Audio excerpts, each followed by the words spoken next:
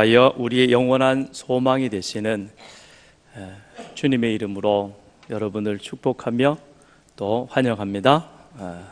옆에 계신 분들하고도 부활의 주님의 이름으로 사랑하고 축복합니다. 한번 인사를 하시죠.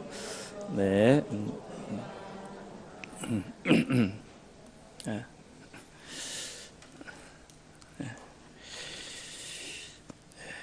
1923년 9월 1일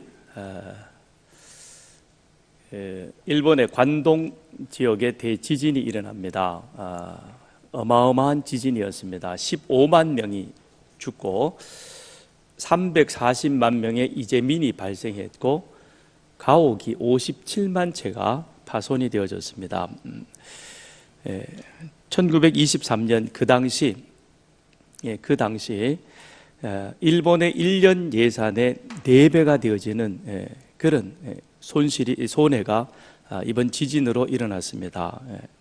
그 당시에 그 화폐로 무려 65억 엔이라고 합니다. 우리나라 환율로 따지면 어느 정도 되는지는 자세히 잘 모르겠어요.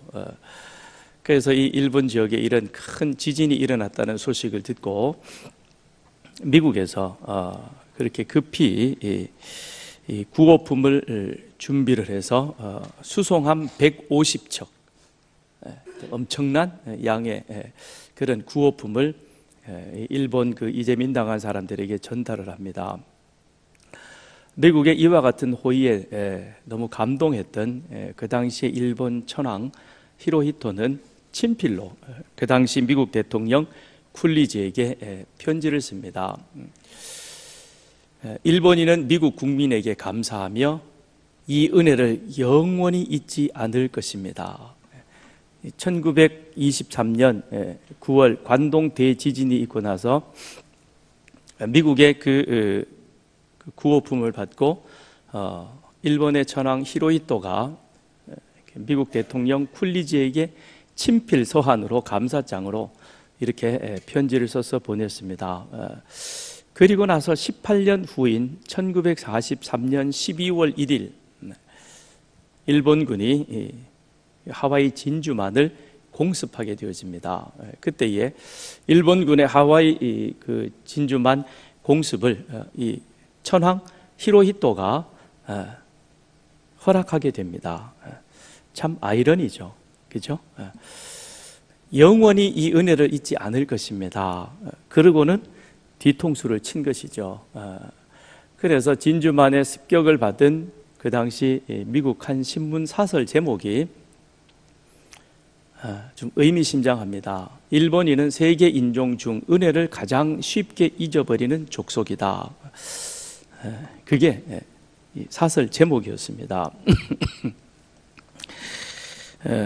그 일본 관습 중에는 이런 게 있다 그래요. 일본 사람 대부분은 누군가에게 무엇인가 호의를 받으면 내가 호의를 받은 그것을 반드시 그 다음에는 그에게 보답해야 한다고 생각하기 때문에 다음에 그 사람을 만나게 되어지면 반드시 내가 그 전에 받았던 그 은혜를 그걸 대화의 화제로 그렇게 등장을 시켜서 일전에 감사했습니다.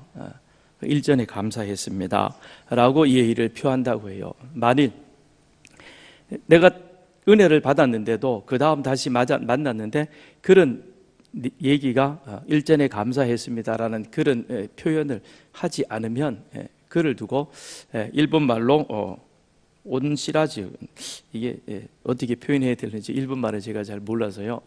그래서 배은망덕한 사람, 호의를 잊어버리면 그러면 배은망덕한 사람이라는 거죠. 히로히토가 영원히 이 은혜를 잊지 않을 것입니다. 그랬으면 반드시 그 다음 미국 대통령에게 이런 모습으로 해서는 안 되겠죠. 그 은혜를 잊어버리거나 또는 은혜를 이처럼 원수로 갚는 것을 두고 우리는 배은망덕하다 그렇게 말합니다. 그런데 이런 배은망덕한 그 행동은 일본 사람에게만 있는 것이 아니라 전 세계 모든 사람, 타락한 우리 인간에게 있어서는 인간 모습 그 자체가 바로 배은망덕한 그런 행동을 하게 되는 것입니다. 그것은 아담과 하와에서부터 시작이 되어지죠. 모든 것이 다 완벽하게 갖추어져 있었던 그 에덴 동산에서 아담과 하와는 선하신 하나님을 배신했습니다. 노아 홍수 이후에 그 구원의 은혜를 입고 노아로 말미암아 다시 새롭게 시작되어졌던 그 인간들은 바벨탑을 쌓음으로써 또한 하나님과 겨루려 했습니다. 6월절 죽음의 재앙을, 장자 죽음의 재앙을 넘어 출애굽의 은혜를 입었던 이스라엘 백성들, 그들은 시내산에서 금송아지로 하나님을 대신했습니다. 이것이 배은망덕한 인간의 그런 행동의 모습이었습니다. 그런데 이런 모습은 지혜의 사람인 솔로몬에게 있어서도 예외는 아니었습니다. 하나님은 솔로몬에게 큰 은혜와 은총을 베풀어 주셨습니다. 솔로몬이 받았던 그 모든 것들은 다 하나님의 은혜요 은총이었습니다. 그가 왕이 되어질 수 있는 것도 사실은 서열상으로 보면 그는 왕의 자리에 가까이 갈 수가 없습니다. 그런데 그가 왕이 되어졌습니다. 그리고 솔로몬은 우리가 알고 있듯이 엄청난 지혜와 그리고 엄청난 부를 가졌습니다. 그랬는데 하나님이 이 모든 것들을 솔로몬에게 아낌없이 부어주셨지만, 그러나 솔로몬이 하나님에 대한 행동은 말 그대로 배은망덕한 그와 같은 행동이었습니다. 솔로몬은 하나님께서 자신에게 주신 지혜, 하나님께서 자신에게 부어주신 물질의 축복, 그것을 가지고 자기를 과시하고 자기를 드러내고 그리고 자기만의 길을 추구하는 그런 배은망덕한 행동을 그 솔로몬이 행하게 되는 것입니다. 먼저 솔로몬은 지혜로 자기를 과시합니다. 자기 자랑질을 하게 되는 것이죠. 우리가 알듯이 솔로몬의 시작은 참 좋았습니다. 솔로몬은 자신의 부족함을 하나님의 은혜와 은총으로 넉넉하게 채운 그와 같은 사람이었습니다. 왕위에 오른 솔로몬이 기브온 산당에 나아가서 1,000마리 번제를 드리게 됩니다. 그리고 하나님께서 내가 너에게 무엇을 줄꼬 그랬을 때 솔로몬은 하나님 앞에 지혜를 구합니다. 지혜를 구하는 그 모습이 하나님 앞에 너무 이뻐서, 그래서 하나님은 솔로몬이 구하지 아니했던 부귀 영광까지도 함께 그에게 충분하게 채워주십니다. 솔로몬이 하나님 앞에 지혜를 구하는 것은 이스라엘 백성들을 잘 다스리기 위한 것입니다. 그러니까 솔로몬은 하나님 앞에 백성들의 말을 잘 들을 수 있는 듣는 지혜를 달라 그랬습니다. 그래서 나는 미약한데 이 많은 주의 백성을 내가 어떻게 다스릴 수 있겠습니까? 그러니 하나님 나에게 듣는 지혜를 주셔서, 그래서 이 백성들을 잘 다스릴 수 있도록 그렇게 나에게 지혜를 달라고 솔로몬이 구했습니다. 누가 주의 이 많은 백성을 재판할 수 있사오리까 듣는 마음을 종에게 주사, 듣는 마음을 종에게 주사 주의 백성을 재판하여 선악을 분별하게 하옵소서. 이런 솔로몬의 지혜의 탁월함은 두 창기 여인의 재판으로 그것이 입증이 되어지죠. 그래서 솔로몬은 정말 집권 초기에는 듣는 마음으로 백성들을 잘 재판하여 선악을 잘 분별하여 백성들을 잘 통치함으로 말미암아 그리하여 정말 이스라엘 나라가 하나님께서 아브라함에게 약속하신 그 모습대로 유다와 이스라엘의 인구가 바닷가의 모래처럼 많아지게 합니다.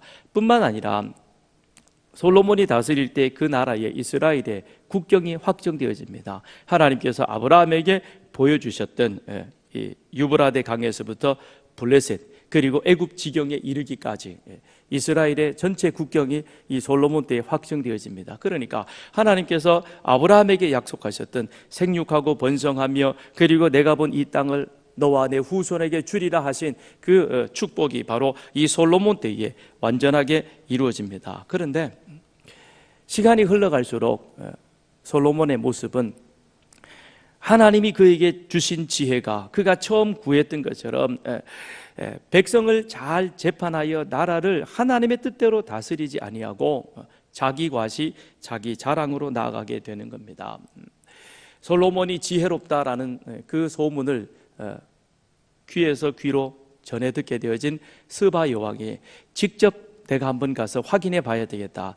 그러면서 이 스바 여왕이 솔로몬을 찾아올 때 금 120달란트와 금 120달란트면 이 엄청난 1달란트가 34kg이니까 한번 계산해 보시길 바랍니다.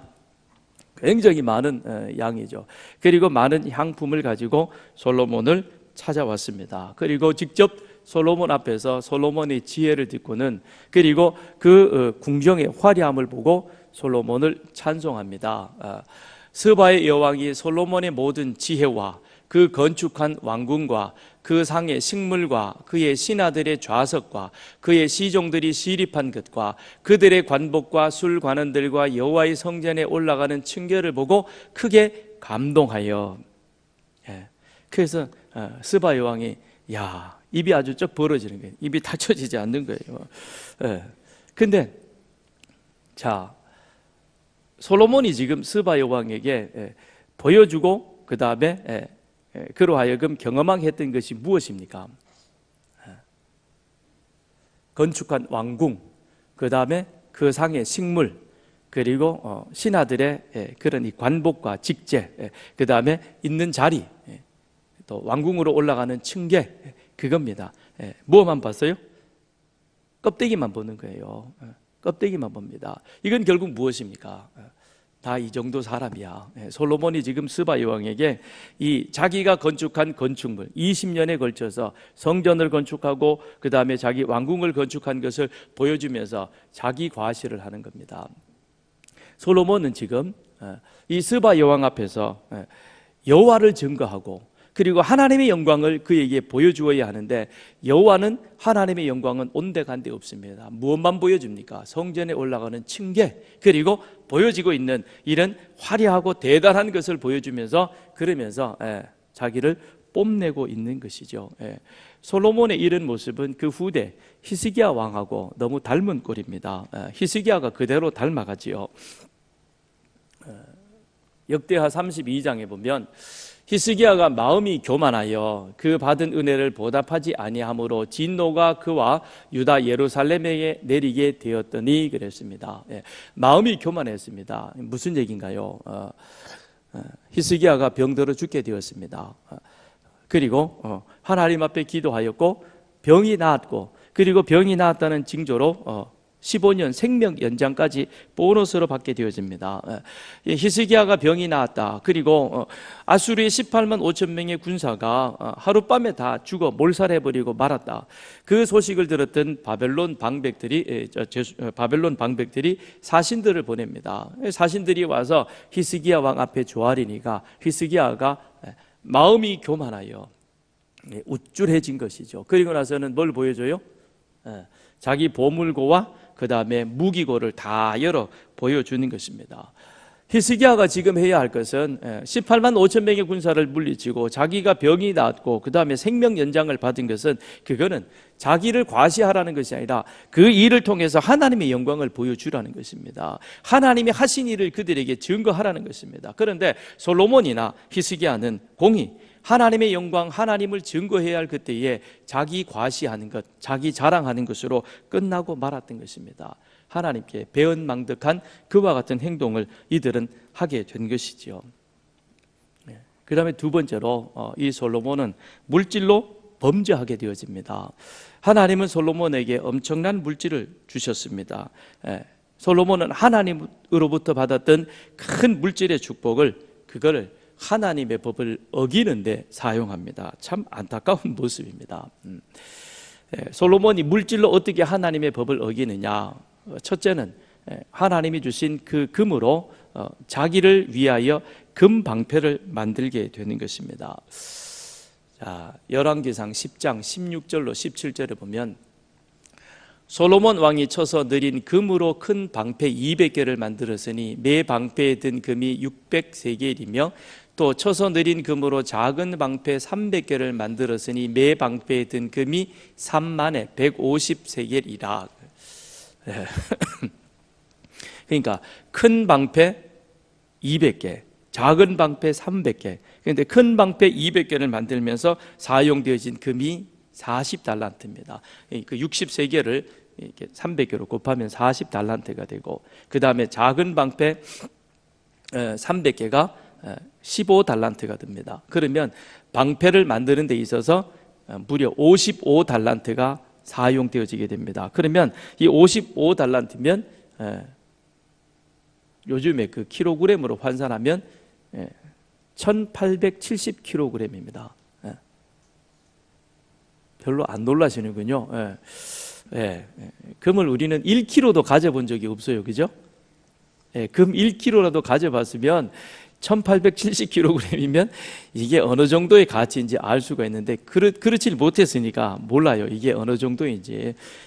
뭐 알아서 인터넷에 시세를 보고 계산을 해 보시길 바랍니다. 뭐 어쨌든 그러니까 금이 무려 1톤하고도 870kg이나 됩니다. 뭐 만드는데 사용되어진 금이?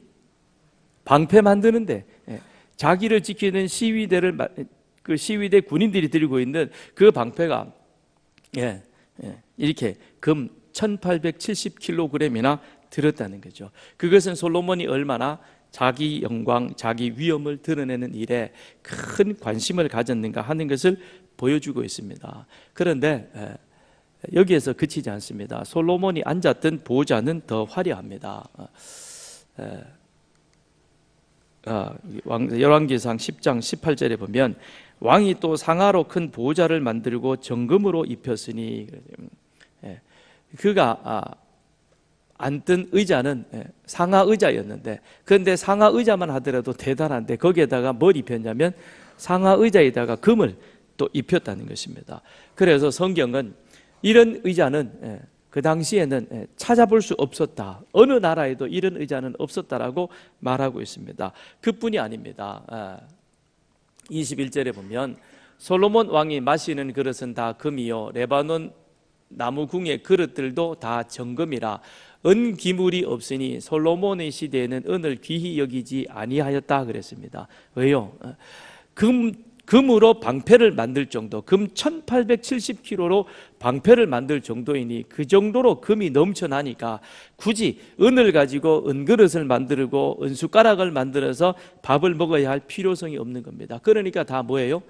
모두 다 금으로 그릇을 만들어 가지고 그것으로 음식을 먹었다는 것입니다. 솔로몬 왕의 부가 실로 엄청납니다.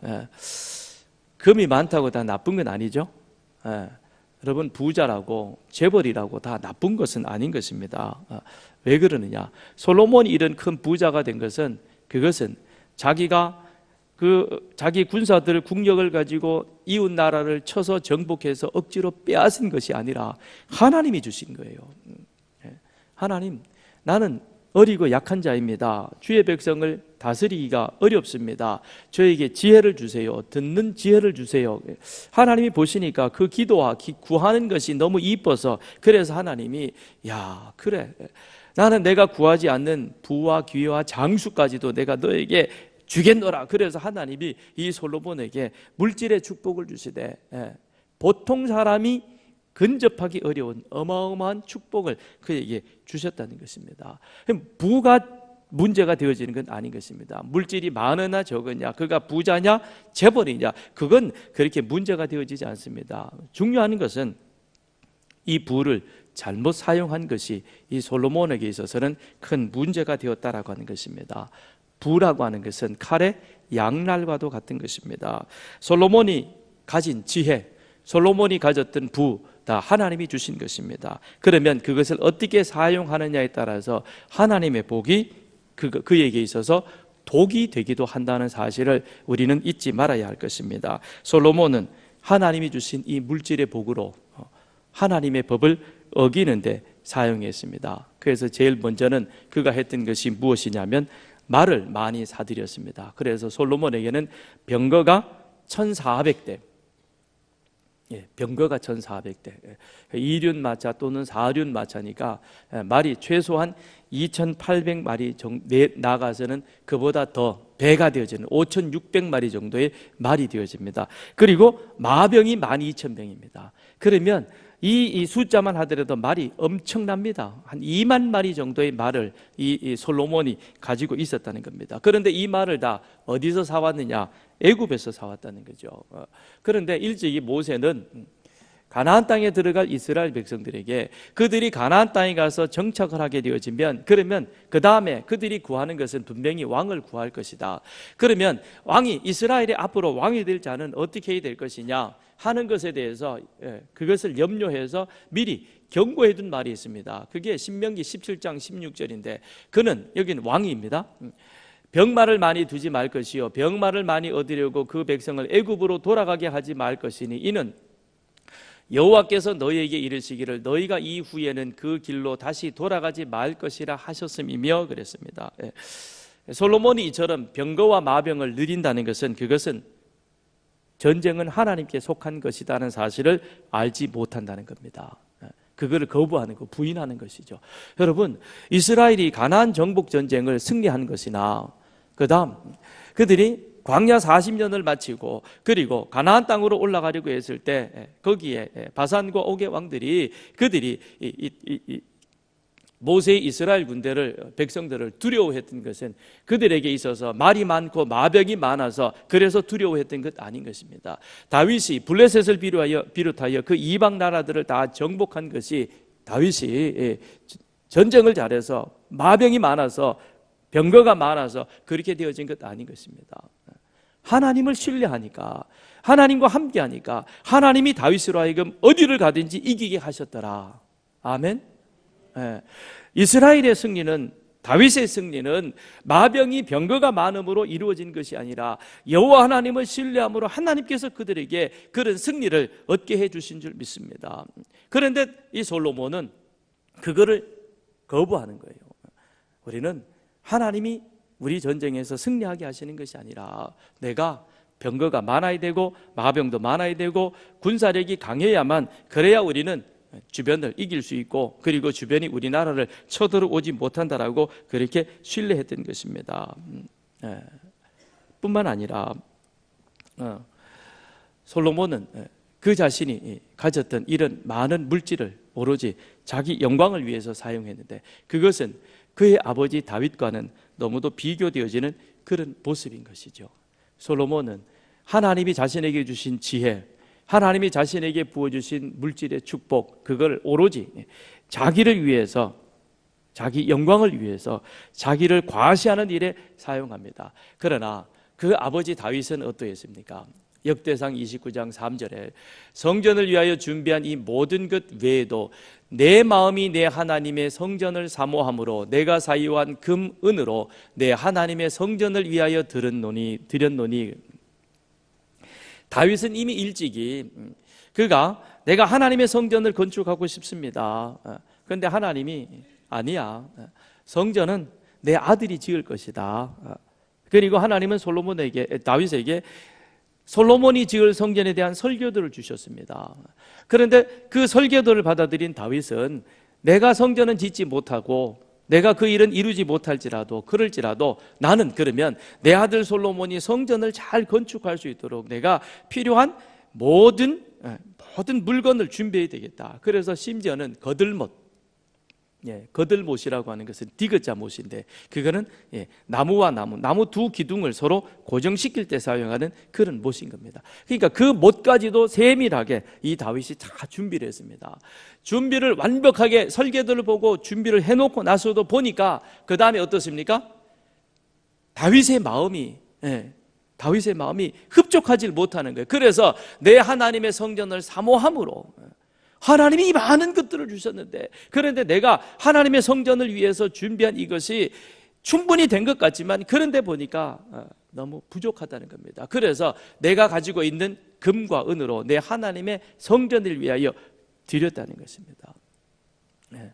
그 아버지 다윗은 그의 생각하는 처음부터 마지막 그 모든 것들이 오직 여호와의 영광인 것입니다. 하나님의 영광만을 구하는 그 다윗에 비하여 그 아들 솔로몬은 처음은 하나님의 영광을 구하고 하나님의 이름을 드러내고 그리고 하나님 앞에 겸손한 신앙의 모습을 보였지만, 그러나 안타깝게도 나라가 그리고 왕권이 견고해진 그 이후로 그는 점점 자신을 과시하고 자신을 드러내는 그런 일에 하나님이 주신 지혜, 하나님이 주시는 물질을 사용했다라고 하는 것입니다. 여기에 대해서 모세는 경고를 합니다. 너희가 가나안 땅에 들어가서 집을 짓고 그 다음에 농토를 잘 가꾸어서 생활이 안정하게 되어지면 그때에 내 마음이 교만하여 여호와를 잊지 않도록 조심하라 그랬습니다. 그랬는데 이와 같은 솔로몬의 경고가 죄송합니다. 모세의 경고가 솔로몬에게 와서 현실이 되고 마는 것입니다. 솔로몬은 그가 가진 모든 부가 오히려 그를 쏘는 독화살이 되어서 그를 망하게 했다는 사실을 우리는 잊지 말아야 할 것입니다. 그 다음에 세 번째로 이 솔로몬이 배은망덕한 행동을 한 것은 바로 이방 여인들을 사랑함으로 우상 숭배하여 배교의 길을 걷게 되는 것입니다. 오늘 본문에 보면 특별히 그런 말씀에 대해서 많이 말씀해 주고 있는 것이죠. 그래서 오늘 본문을 보면 솔로몬의 마음에 대해서 많이 설명을 해주고 있습니다. 표현합니다. 너희의 마음이 솔로몬의 그 마음을 돌려 그리하여 왕의 마음이 그 아버지의 마음 다윗과 같지 아니하고 그리하여 이스라엘의 하나님 여호와를 떠남으로 결론은 다윗의 마음을 죄송해요. 오늘 자꾸 실수를 하네. 솔로몬의 마음을 이 주변에 많은 이방 여인들이 그 마음을 흔들고 미혹해서 그리하여 결국 어디로 가게 만드느냐? 하나님을 떠나도록 만들었다라고 하는 것입니다. 솔로몬 주변에 여인들이 너무 많았어요. 오늘 보니까 몇 명이 있었어요? 3절에 1000명이나 됐어요. 아유 참. 왕은 후궁이 700, 첩이 300 1000명의 여인이 있었습니다. 1000명의 여인을 처첩을 두었다는 것은 부러워요? 여기 성경을 보면 전혀 부러울 게 하나도 없습니다. 첫째는 이게 여호와의 법을 어긴 것이죠. 신명기 17장 17절에 보면 이것 역시 왕된 자가 주의해야 할 모세의 그 경고문입니다. 그라는 것은 왕이죠. 왕에게 아내를 많이 두어 왕의 마음이 미혹되게 하지 말 것이며 그랬습니다. 주변에 여자가 많다는 것은 뭐예요? 결국 마음이 미혹되게 한다는 거죠. 그렇죠? 한 여자가만 살아도 어때요? 마음이 많이 미혹되죠. 옛날에 그런 광고 카피가 있었습니다. 남자는 여자하기 나름이다 그래서요. 그래서 어느 교수님은 그런 얘기를 하시더라고요. 30년 동안 정성 들여 키워온 아들, 그 아들의 마음을 무너뜨리는데 30초면 충분하다 그래요. 이게 사실인 것 같아요. 왜 모세가 이스라엘의 왕된 자는 아내를 많이 두지 말라 그랬느냐? 그 마음을 미혹하여서 그로 하여금 어디로 이끌어가느냐? 여기 9절에 있는 것처럼 이스라엘의 하나님 여호와를 떠나게 만든다는 것입니다. 이스라엘 하나님 여호와를 떠나게 했다는 것이죠. 그래서 오늘 4절에도 보면 솔로몬의 나이가 많을 때에 이 여인들이 그의 마음을 돌려 다른 신들을 따르게 하였으므로, 그래서 솔로몬의 마음이 누구의 마음 같지 않았다? 다윗의 마음 같지 아니하여 그의 하나님 여호와 앞에 온전하지 못하였고, 그 하나님 앞에서 온전하지 못했다는 게 결국 무엇입니까? 우선은 앞에 들었던 두 가지, 지혜와 그 다음에 물질이 자기 과시, 자기를 드러내는 그 일에만 사용되어졌고 하나님의 영광을 위해서는 나아가지를 못했다는 것입니다. 그뿐만 아니라 여인들의 그 마음을, 솔로몬의 마음을 흔들어 가지고 그리하여 이스라엘 곳곳에 무엇을 짓게 했냐면 우상을 섬기는 산당들을 짓게 하여, 그리하여 이 솔로몬이 데려왔던 그 많은 여인들이 각자 자기의 신들을 섬기는, 그래서 이스라엘 나라가 우상 공화국이 되어지고 솔로몬이 죽은 이후에 급기야 나라가 한 민족이 두 나라로 나뉘어지는 그런 분열됨의 단초를 또한 제공하게 하는 것입니다. 이처럼 솔로몬은 시작은 참 좋았습니다.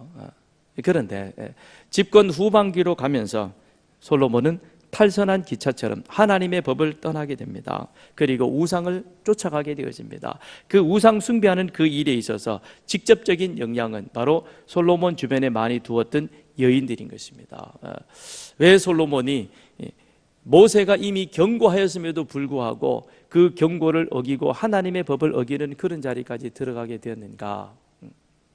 모세는 또한 가나안 땅에 들어가는 이스라엘 백성들에게 뭐라고 권면하냐면, 부탁하냐면, 이스라엘의 왕된 자는 이 율법의 말씀을 등사하여 자기 옆에 두고, 그리고 그것을 늘 읽으면서 그러면서 나라를 다스리라 그랬습니다.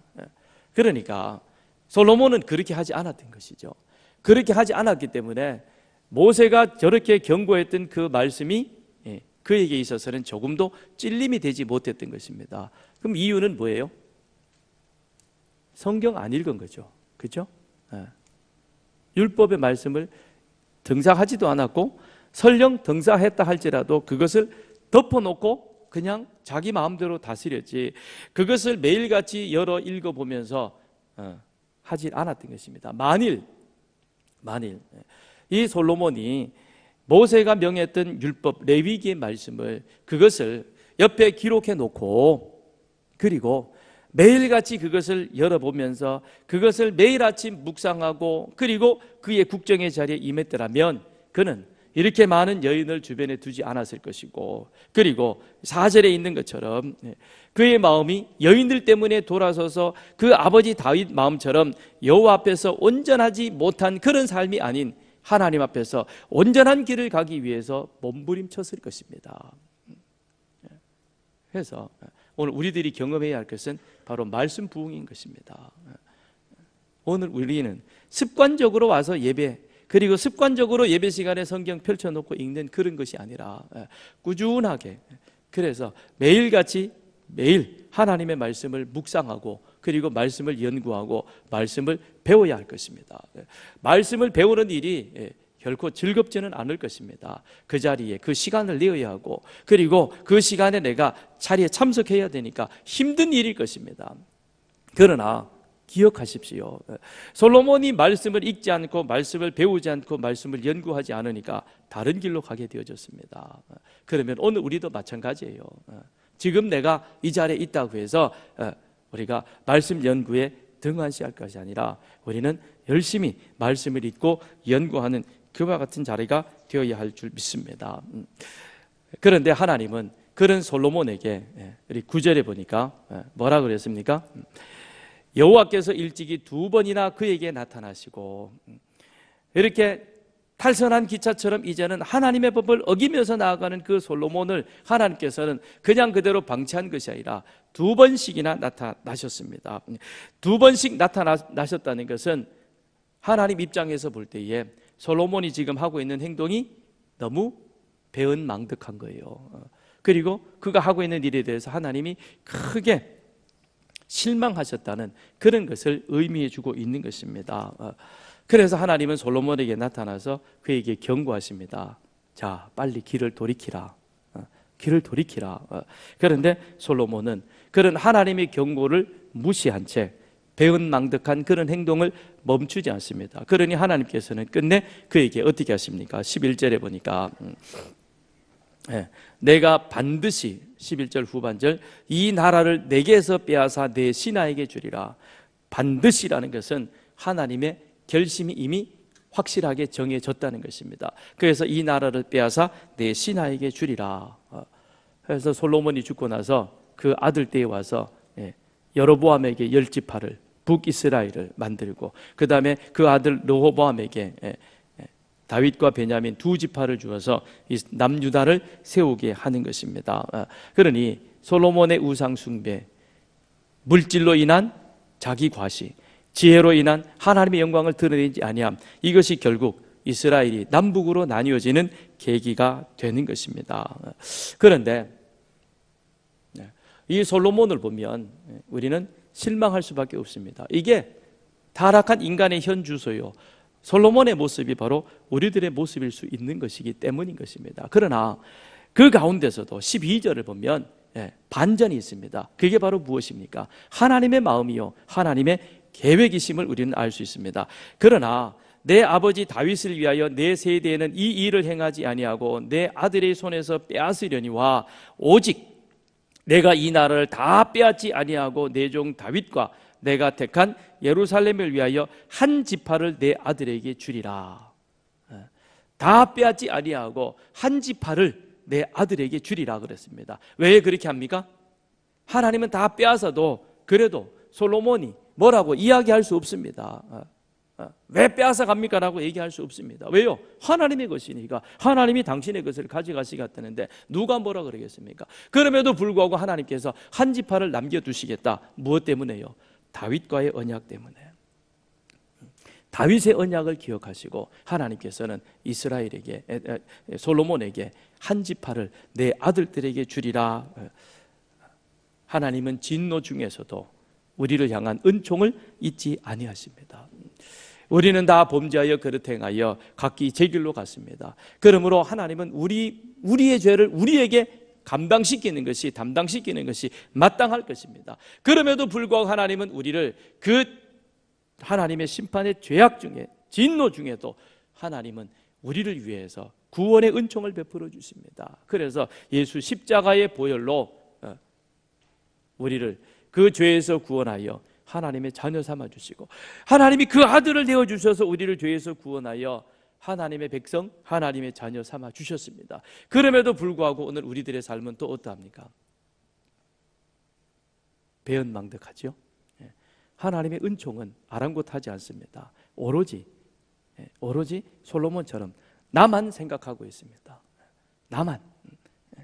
그런 우리들에게 하나님께서 정말 하나님의 모든 은총을 다 거두어 가고 싶지만, 그럼에도 불구하고 우리에게 은총을 남겨두시는 이유는 바로 십자가에 달려 돌아가신 그 예수님, 그가 지금 하나님 우편에서 우리를 위해서 중보하시기 때문인 것입니다. 우리가 잘나서, 우리가 대단해서 오늘 이 자리에 우리가 와서 예배드리는 것 아닌 것입니다. 우리가 지난 한 주간 동안 얼마나 배은망덕한 삶을 살았는지 알 수가 없습니다. 그럼에도 불구하고 하나님께서 다시금 우리에게 이와 같은 은혜의 자리를 베풀어 주시고 은혜의 자리로 우리를 불러주신 것은 그 가운데 다시금 한 지파를 남겨주신 그 하나님의 은총, 그 은혜인 줄 믿습니다. 그런 구속의 은총을 거두지 아니하시는 그 하나님을 우리는 찬송할 것입니다. 그 하나님을 사랑할 것입니다. 그 하나님 앞에 감사함이 마땅한 우리의 삶인 줄 믿습니다. 기도하겠습니다. 사랑의 주님,